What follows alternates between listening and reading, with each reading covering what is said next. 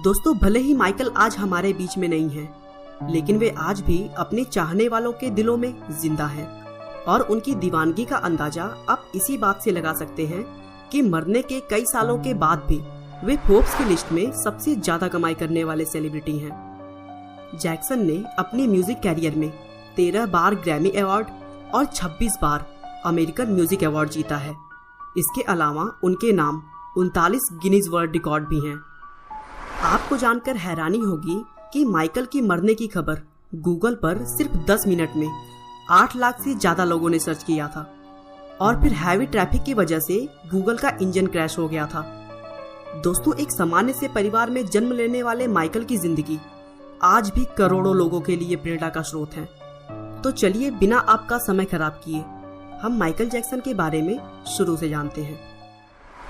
Michael Jackson का जन्म 29 अगस्त 1958 को अमेरिका के गैरी नाम के शहर में हुआ था।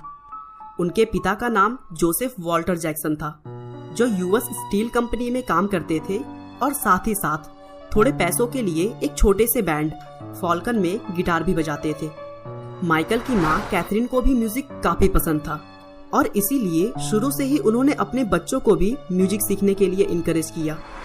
जैक्सन अपने 3 बहनों और 5 भाइयों के साथ बड़े हुए और फिर आगे चलकर 1964 में बड़े भाइयों द्वारा मिलकर बनाए हुए बैंड जैक्सन ब्रदर्स बैंड में शामिल हो गए। उस समय माइकल जैक्सन का उम्र केवल 5 साल था। माइकल के बैंड में आ जाने के बाद जैक्सन ब्रदर्स ने अपने बैंड का नाम बदलकर जैक्सन 5 कर दिया। उसके बाद माइकल ने अगले कुछ सालों तक अपने भाइयों के साथ बहुत सारे क्लब में परफॉर्म किया।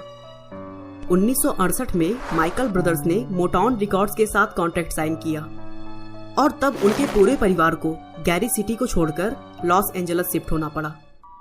अगले ही साल मोटाउन रिकॉर्ड्स ने उनका पहला एल्बम 1969 में Diana Ross present the Jackson 5 release किया, जिसके सभी गानों को दर्शकों से बहुत अच्छा रिस्पांस मिला। इस एल्बम को रिलीज करते समय माइकल केवल 11 साल के थे।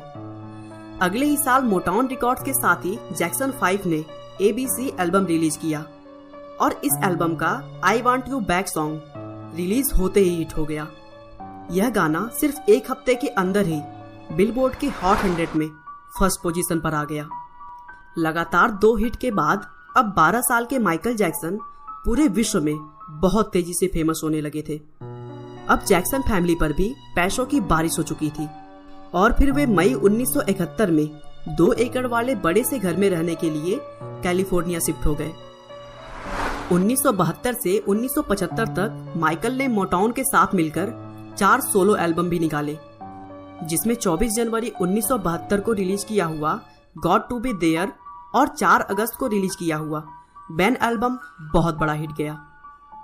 1979 में माइकल ने एपिक रिकॉर्ड के साथ अपना पहला solo album of the wall निकाला, जिसकी 7 मिलियन कॉपियां बिकी।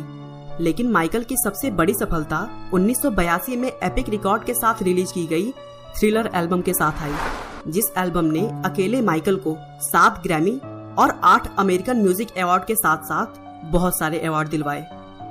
एल्बम सभी रिकॉर्ड्स को तोड़कर दुनिया भर में उस समय तक का सबसे बेस्ट एल्बम बन गया।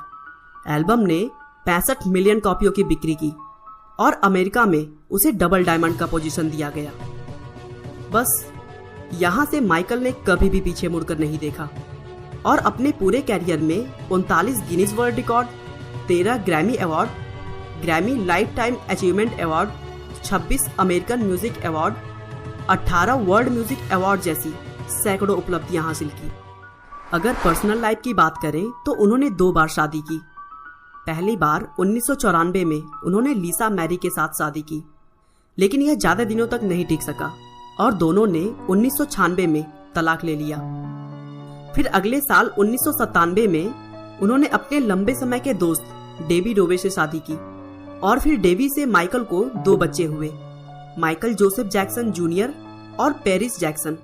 लेकिन यह शादी भी ज्यादा दिनों तक नहीं चल सकी और 1999 में वे अलग हो गए।